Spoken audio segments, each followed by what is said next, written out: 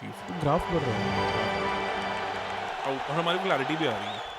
Hello everyone, welcome to first umpire. और आ गए हैं हम match number 13 Lucknow versus Punjab के मैच स्टोरी के साथ। बहुत ही इंटरेस्टिंग मैच हुआ एंड उसकी हम कहानी जानेंगे कि क्या हुआ, कैसे हुआ, क्यों हुआ। ऑब्वियसली आपने भी स्कोर कार्ड्स वगैरह सब देख लिए होंगे, पर थोड़ी सी इंटीग्रिटीज, थोड़ी सी क्या स्पेशल रहा इस मैच में, वी विल डिस्कस। एंड उससे पहले प्लीज़ चैनल सब्सक्राइब कर लें। मैं बार बार बोलता रहूँगा, मैं उसी दिन बोलना बंद करूँगा जिस दिन मुझे दिखेगा कि 70% ऑफ व्यूवरशिप जो है वो सब्सक्राइबर से आ रही है और 30%, अभी 60-65% व्यूवरशिप जो है वो नॉन सब्सक्राइबर से आ रही है। तो it's a humble request, please आप सब्सक्राइब करें now, not wasting your time. बताएं सर, पहले तो टॉस जीत गया था पंजाब ने and they chose to field first. बिल्कुल सही। और एक ही कहानी थी बिकॉज विकेट थोड़ी सी अननोन थी। कुछ उसके जो WPL के कारण थोड़ा विकेट को लेके लोग कंफ्यूज थे। मतलब हम लोगों ने तो कहा था कि एक टाकी विकेट होनी चाहिए बिकॉज वो LSG को सूट भी करती रही है इतने साल, और वैसी सी थी। रेड सॉइल जिसके कारण बाउंस अच्छा मिलता है, पर नीचे ब्लैक सॉइल जिसके कारण विकेट कुछ टाइम के बाद अजीब बिहेव करने लग जाती है, अनइवन बाउंस, ये सब चीज़ें होनी शुरू हो जाती हैं। पहला ओवर हमारे अर्शदीप भाई, बात हो रही थी कि मार्श को थोड़ा back of the length ball करो और आउटसाइड बाहर निकालने की कोशिश करो, कि बुमराह ने वो चीज़ बहुत अच्छे से एक्सप्लॉइट की है। बट उससे भी ज़्यादा बिकॉज सीम थर्ड मैन की तरफ ही पॉइंट कर रही थी, क्लियरली दिख रहा था कि मार्श को भी वो चीज़ दिख रही होगी। बट जो बॉल पड़ के रुकी और एकदम से उठी, हम ये चीज़ भूल जाते हैं कि हमारे अर्शदीप भाई 6-3 है। वो भी अच्छे खासे लंबे बॉलर है। और जब उठी तो उसके बाद मार्श थोड़ा जल्दी आया शॉट में, टॉप एज, और वहाँ से ही LSG की नैया डूबनी थोड़ी शुरू हो गई। देन उसके बाद माकरम ने आज दिखाया कि वो भी हैं बड़े प्लेयर, मारना शुरू हुए और फर्गूसन को काफ़ी अच्छा मारा। और मैचअप के लिए आज फर्गूसन खिलाए थे, जो हमने बात की भी थी अपने प्रीव्यू में कि पक्का से आएंगे, और लगे भी डिसेंट, पेस ऊपर जा रही थी धीरे धीरे। एंड फिर 1 शॉट टू मैनी बिकॉज थोड़ी सी बॉल फंस रही थी और वहाँ इनसाइड एज लग के माकरम भाई चलते बने। पंत से आज उम्मीदें थी, पर वो जो इनसाइड एज भी लगा था वो इसीलिए था क्योंकि माकरम थोड़ा ट्रू विकेट थोड़ा एज्यूम कर लिया था, पर वो थोड़ी सी बॉल रुक के आई थी, थोड़ी सी, और उतना ही इनफ होता है वो आपका इनसाइड एज लेने के लिए। 140 पे बॉल होती है तो इतना ही बहुत होता है।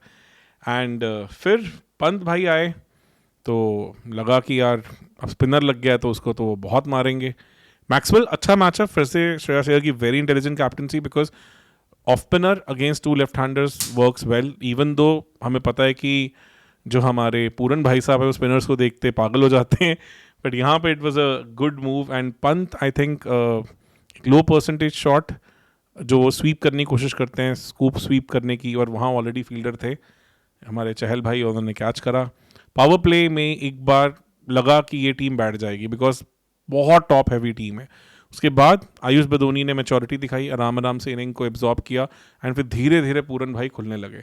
और जब चहल आए तो लगा कि ये one big matchup gone wrong है, बिकॉज बॉल लेग स्पिन के अंदर आती है और फिर वो पूरन छोड़ते नहीं है। पहले ओवर में 15 रन, फिर चीज़ें चली करी और लगा कि अब LSG बाहर निकल गई है लास्ट, क्योंकि उसके अगले ओवर में स्टोइनिस को भी 12 रन पड़े, उसमें भी पूरन उनने मारे, और वो एक फॉर्म दिखने लग गई थी कि अब ये लास्ट 7-8 ओवरों में इस टोटल को 180-190 तक ले जाएंगे, जो इस विकेट के हिसाब से पार टोटल था भी, कंसिडरिंग जिस तरह से बॉल थोड़ी थोड़ी फंस रही थी। But then the master stroke and the reason why we talk so much about this guy called Shreyas Iyer, फिर से चहल को लेके आए। सबको लगा शायद गलती है, क्योंकि उनको पता था कि हम गेम में आगे चल रहे हैं, 8-10 रन 12 मतलब 15-20 रन पड़ भी गए तो ठीक है, पर अगर पूरन आउट हो जाते हैं तो ये फिर बहुत बिलो पार टोटल चला जाएगा। गुगली जो हमने बात की थी कि हमेशा लेफ्टीज को फिर वो कोशिश करते हैं उनकी आंख से दूर लेके जाने की, और पूरन ने एक रिस्क लिया, फंस गए। और उसके बाद इवन मिलर भी वैसी फॉर्म में नहीं लगे, वहाँ कोई ऑनसन की बॉल एंगल के साथ अंदर आ रही थी, पड़ के सीधी हुई और पीछे कीपर पे कैच। टेस्ट मैच विकेट ज़्यादा लग रही थी दैन T20 को। T20 में से काटा पिच पे पड़ के बॉल बदलता नहीं, तो उससे पता चलता है कि काना कितना स्पेशल विकेट हो जाता है फॉर फास्ट बॉलर्स। वहाँ उसके बाद आई थिंक समाद आए, आउट ऑफ सिलेबस थे फॉर पंजाब, बहुत प्यारा खेले, बदोनी के साथ पार्टनरशिप बनी रही थी, पर एंड में फिर अर्शदीप ने और आई थिंक जो एंड में स्लॉग बॉलिंग हुई जॉनसन ने भी करी, मार्को जॉनसन ने भी बहुत बढ़िया ओवर्स की, और एक बिलो पार टोटल 171 पे रोक के रख दिया। और ये अभी टोटल शायद 155-160 रह जाता अगर समद ने एक ओवर में ऑलमोस्ट 18-20 रन मारे थे अर्शदीप को। बिल्कुल सही। तो अगर वो ना आते तो फिर तो बिल्कुल ही मैच वन साइडेड ही हो जाता। yes, और जो लास्ट 2 ओवर्स में लग रहा था शायद 180 भी खींच सकते हैं जब मोमेंटम मिल गया था। तो वही आज बिल्कुल मतलब यू कैन से 19-21 वाली लड़ाई हो रही थी हर बार। बैटिंग करने जब आई पंजाब तो लग रहा था कि फास्ट बॉलर्स पे जाएंगे, बिकॉज अर्शदीप ने मिड विकेट मतलब मिड इनिंग्स कहा भी था कि इस पिच में पेसर्स के लिए असिस्टेंस है, बट मतलब एलएसजी के प्लान समझ ही नहीं आए। Shardul Thakur was able to get some shape on the ball, but जो रन पड़े 12 उनके चक्कर में उनको बाद में पावर प्ले में ओवर ही नहीं मिला। आवेश खान क्लियरली मैच फिट नहीं है, बिकॉज वो 127-28 की बॉलिंग कर रहे थे जिसपे प्रभसिमरन फिर आगे बढ़ बढ़ के मार रहे थे। और वो एक बॉलर जो इंडिया प्रोबेबल रहे हैं इतने साल, इंडिया के लिए खेले भी हैं, उनको वो देख के मज़ा सा नहीं आया। और उसके बाद दिग्वेश राठी अंदर इंट्रोड्यूस हुए पावर प्ले के, जो हो रहा है काफ़ी रेगुलरली। प्रियांश आर्या फंसे और फिर उनका सेंड ऑफ काफ़ी डिस्कशन पॉइंट बना। हमने उसके ऊपर एक रील भी बनाई है, डिस्कस किया कि वो क्या सिनारियो था। उसके बाद श्रेयस अय्यर यार जो आके इतना ईजी कर देते हैं वो सिचुएशन को। एंड आज प्रभसिमरन ने बहुत प्यारा इनोवेट किया। He was little pre meditated but he new कौन सी मेरी आँख में कौन सी मेरी आँख में नहीं है। जो नहीं थी डिफेंड करते थे तो थी, उसको छील कर देते थे। और सबसे अच्छी बात ओवर हिट करने की और ओवर एग्रेसिव होने की कोशिश नहीं की, तब भी वो 200 की स्ट्राइक रेट पे खेल रहे हैं। और एक ना और चीज़ इंटरेस्टिंग नोट करने वाली थी प्रभसिमरन के साथ, क्योंकि वो अटैकिंग शॉट्स खेल रहे थे बहुत ज़्यादा, इसलिए जो फील्डर में जो सर्कल के अंदर जो फील्डर्स थे वो भी बिल्कुल सर्कल के साथ साथ चले गए थे। जिस वजह से हो क्या रहा था कि जो मुझे दिखा कि एक प्रॉब्लम है प्रभसिमरन के साथ कि वो गैप्स निकाल के सिंगल नहीं निकालते वो इधर फोर्स या फिर डॉट, तो या तो वो शॉट्स है या वो बिल्कुल स्टॉप करते हैं। तो अब हो क्या रहा था कि आज क्योंकि सर्कल पे लगा दिया आपने प्लेयर, क्योंकि ये बंदा तो धुआंधार शॉट्स मार रहा है, जिस वजह से क्या हो रहा है कि वो स्टॉप कर रहे हैं तो वो इजी सिंगल मिल रहा था उनको, लेग बाय के रन आ रहे थे, ये सब चीजें हो रही थी।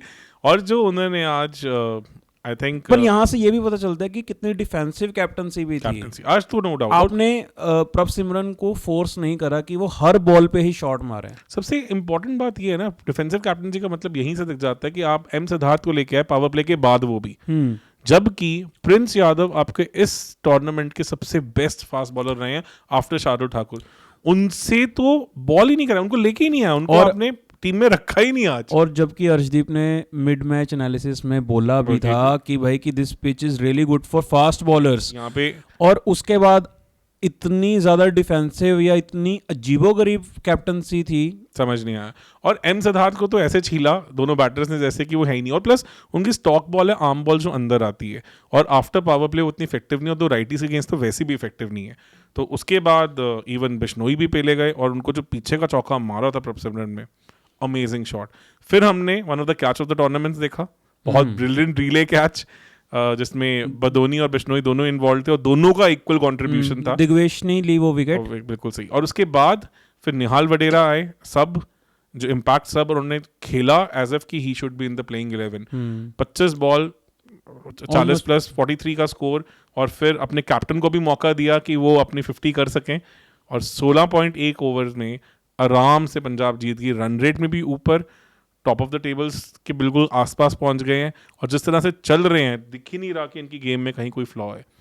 एलएसजी के लिए अब चीज़ें थोड़ी डिफरेंट हो गई हैं, because either side of that SRH match, whether it was in with Delhi और वेदर इट वाज टुडे, उनकी टीम में काफ़ी ग्लेयरिंग होल्स दिख रहे हैं। और अगर पंत इस तरह से फेल होते रहेंगे और कैप्टनसी में इतने डिफेंसिव हो जाएंगे जैसे आज वो हुए, जबकि हमने उनकी काफ़ी प्रेज की थी उनकी brave captaincy in last 2 matches, तो एलएसजी के आई थिंक दरवाजे बंद होते दिख रहे हैं। बिकॉज आपका जो सबसे बढ़िया बॉलर दिख रहा था प्रिंस यादव, और वो इवन दिल्ली प्रीमियर लीग में भी पंत की कैप्टनसी में ही खेलते हैं, तो उनको ना खिलाना मेरे समझ में नहीं है। आपको शायद ये लगा कि आज के मैच में बिकॉज तीसरा लगातार मैच गया पंत का जिसमें वो बिल्कुल फेल हुए एज अ बैट, तो शायद उनके फेलियर्स, तो वो जो फेलियर्स हैं वो उनकी कैप्टनसी में भी प्रेशर बना रहे हैं।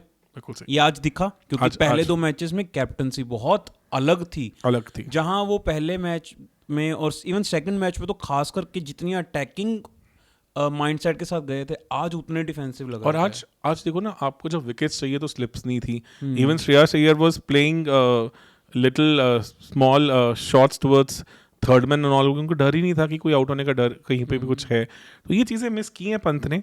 उम्मीद है कि अब इसके बाद ऐसा नहीं होगा, बिकॉज एक यंग टीम को बहुत अच्छे से लीड कर रहे थे और शायद उनके बल्ले से भी फाइनली कुछ रन आएंगे। पर Shreyas Iyer is looking ominous and शायद इस टूर्नामेंट की इंडियन क्रिकेट टीम के पॉइंट ऑफ व्यू से सबसे बड़ी न्यूज़ बनने वाले हैं वो। चलो सर, उम्मीद करते हैं। एंड अगर आप लोगों ने भी ये मैच देखा है तो आप भी अपना favourite moment of the match ज़रूर बताएं। मेरे लिए जो फेवरेट मोमेंट था वो था जो निहाल ने जो वो सिक्सेस मारे थे, बहुत प्यारे, और जो वो पंच शॉट्स पे सिक्सेस मार रहे थे जो। एग्जैक्टली। एंड हमने इसी पे मुझे याद आया, हमने निहाल वडेरा पे ही हमने एक स्पेशल वीडियो भी बनाई है, because he comes from the same city जहाँ से हम आते हैं, दैट इज़ लुधियाना। तो we have discussed about him in that video. So definitely अगर आप ये वीडियो देख के आपको थोड़ी सी क्यूरियोसिटी लगती है कि निहाल वडेरा के बारे में कुछ जानना चाहते हैं, तो you can go on for other video of hours, वो भी जस्ट इस वीडियो से आसपास ही पोस्ट होगी। सो डेफिनेटली देखिएगा। एंड जाते जाते वीडियो ज़रूर लाइक कर दीजिएगा एंड सब्सक्राइब भी ज़रूर कर देना अगर नहीं करा है। एंड इसके अलावा हमारा एक मेंबर्स ओनली पॉडकास्ट आ रहा है, बहुत interesting, on evolution of coaches and captains of India. So बहुत इंटरेस्टिंग है वो, कल हमारा होगा, तो ज़रूर देखिएगा। Thank you so much guys, thank you so much for joining. Thank you.